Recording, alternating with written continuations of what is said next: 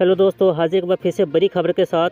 दोस्तों, इस वक्त हमारे देश में जब भी कोई हादसा होता है, कोई गुंडागर्दी की खबर आती है, चाहे रेप का खबर हो, चाहे मॉब लिंचिंग का खबर हो, तो इसमें दो ही लोगों का नाम आता है, या तो बजरंग दल के गुंडों का नाम आता है या तो हिंदू संगठन के गुंडे का नाम आता है। ये लोग अपने आप को गौ रक्षक के नाम पे खुलेआम देश में गुंडागर्दी करते हैं, लेकिन इनके ऊपर कोई कार्रवाई नहीं होता है। हमारे देश में कहीं जब बलात्कार होता है तो इन गुंडों का नाम आता है, हमारे देश में कहीं मॉब लिंचिंग होती है तो इन गुंडों का नाम आता है, और ये लोग खुलेआम गुंडागर्दी करते हैं। लेकिन अब इनकी गुंडागर्दी करते करते इतनी हिम्मत बढ़ गई है कि पहले तो इनके गुंडागर्दी का शिकार, इनके नफरत का शिकार सिर्फ मुस्लिम समाज के लोग होते थे, लेकिन कहीं ना कहीं सरकार से इनको सपोर्ट है। यही वजह कब इनकी गुंडागर्दी इतनी ज़्यादा बढ़ गई है कि अब इनके नफरत, इनके गुंडागर्दी का शिकार हिंदू समाज के लोग भी होने लगे।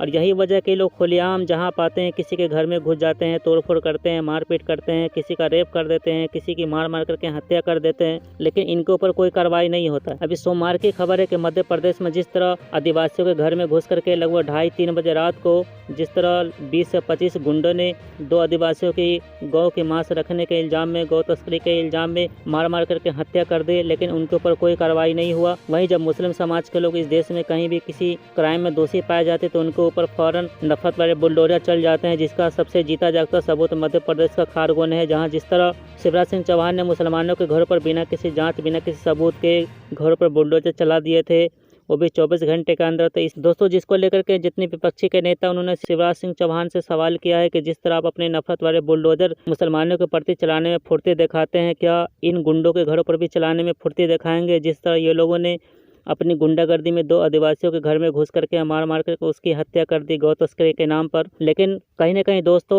इन लोगों की गुंडागर्दी में कहीं ना कहीं किसी न किसी सरकार का सपोर्ट जरूर है। यही वजह कि इनके ऊपर कोई कार्रवाई नहीं होता है। खुलेआम देश में आतंक फैला के रखे हुए गुंडागर्दी कर रहे हैं, जहाँ पाते हैं जिसकी पाते हैं मार मार करके हत्या कर देते हैं, किसी का बलात्कार कर देते हैं, लेकिन इनके ऊपर कोई कार्रवाई नहीं होता है। तो दोस्तों, आप क्या सोचते हैं गुंडागर्दी को लेकर के? क्या इनके ऊपर कार्रवाई नहीं होनी चाहिए? क्या इन संगठनों को बैन नहीं करना चाहिए जो खुलेआम देश में आतंक मचा रहे हैं, जिसकी वजह से हमारा देश पूरी दुनिया में बदनाम हो रहा है? आप अपनी राय कमेंट बॉक्स में जरूर लिखिएगा, और इसी तरह की खबर को देखने के लिए इस चैनल को जरूर सब्सक्राइब कर लीजिएगा।